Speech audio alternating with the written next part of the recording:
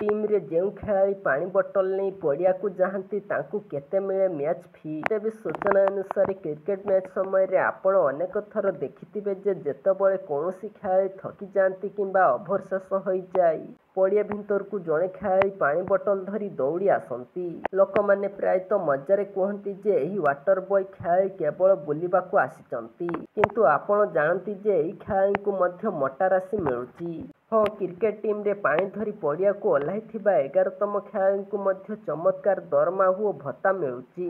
आसंतु जानिबा। प्रत्यक्ष मैच रे 11 जन खेलाड़ी पड़िया को ओह्लांती जेहेतु 12तम खेलाड़ी रिजर्व रहती। 12तम खेलाड़ी मैच समय रे टीम रो आवश्यकता अनुसार अनेक दायित्व निर्वाह करती जेमिति खेलाड़ी मानकु ड्रिंक्स किंबा संदेश पहुंचाइबा, काहाकु आघात लागिले फील्डिंग करिबा एवं हठात कौनसी खेलाड़ी को बदलाइबार परिस्थिति रे प्रस्तुत रहिबा। अर्थात से सर्वदा सक्रिय रहती एवं टीम रो गुरुत्वपूर्ण अंश होई थांती। बीसीसीआई रो कंट्राक्टर रे थिबा खेलाड़ी मानकु 3 वर्ग रे विभक्त करा जाय। A+A एवं B ग्रेड। टेस्ट मैच रो फीस 15 लाख टंका, वन नाइट रो 6 लाख टंका एवं T20 रे 3 लाख टंका होई थाय।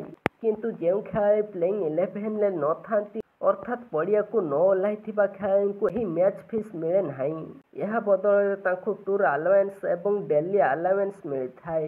बीसीसीआई रो नियम अनुसार यही भत्ता प्राय 30,000 रु 50,000 टंका प्रतिदिन होई पारे। यह सहित यात्रा, होटेल एवं मेडिकल खर्च मध्य बोर्ड बहन करे।